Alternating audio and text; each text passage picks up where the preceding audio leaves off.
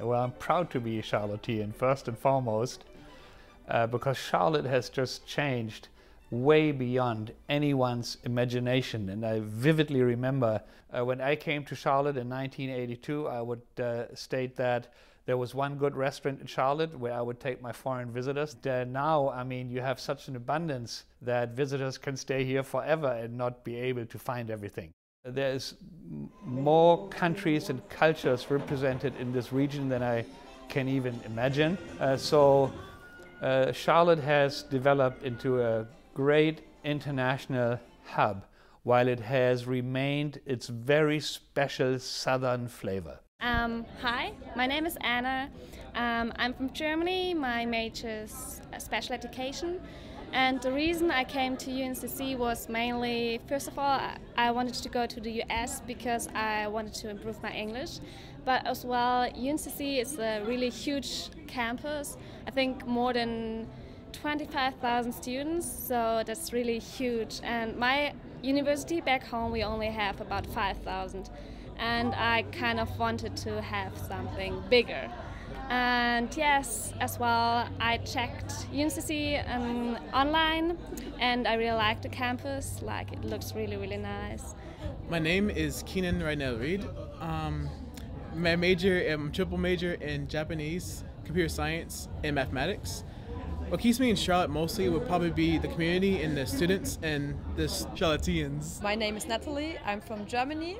I'm going to be a teacher for secondary schools, and my subjects are history, English and geography, and that's why I came to English-speaking country. And the reason why it's UNC Charlotte was really the location, the geography, so you can make trips to New York, to Florida. I thought it was a good location. If I had to describe German at UNC Charlotte, I would say it's alive and kicking and growing. The German club is actually very strong. It's a very good group of students, and it's been sort of in existence for the entire time I've been here. My understanding is for 30 years. They do all kinds of activities, and I think honestly the biggest event is the International Festival, where the German club has a booth and sells sausages and sauerkraut and rolls, real rolls. Any German will tell you that's important. Of course we do it for UNC Charlotte, but really it's to bring the community to UNC Charlotte, to have them, you know, to have them on campus. They're our guests, and I think it really shows how diverse Charlotte is, and how much internationalization of the university is an appropriate goal, and has been for years, and represents really what's happening in the community. So I don't know who started this, but symbol of Berlin, of the city of Berlin, is the bear. I think it's plastic bear. Stands all over Berlin, decorated by different artists, so painted in all kinds of colors and all kinds of designs. And everybody associates this bear with Berlin.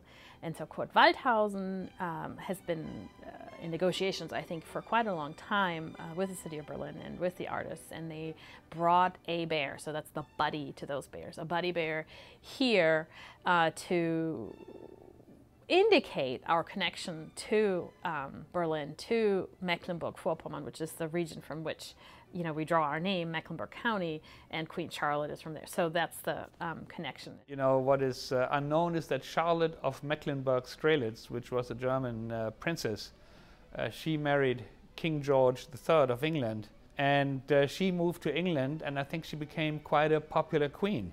And at some point in the history, the Charlotte region was interested in gaining market rights or other rights for this region, and wanted to ask King George to get this permission to have these rights.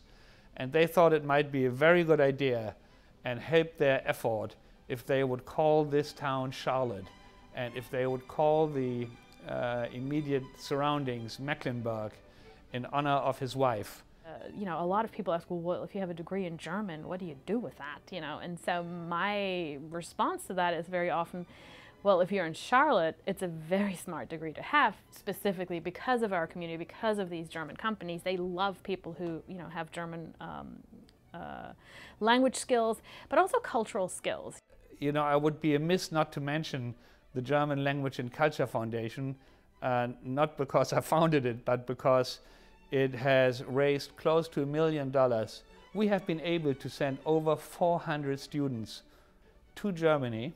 So this is, I think, a fantastic way of exposing young Americans to a foreign country, creating really a very special bond between Germany, Austria, Switzerland, and the Charlotte region.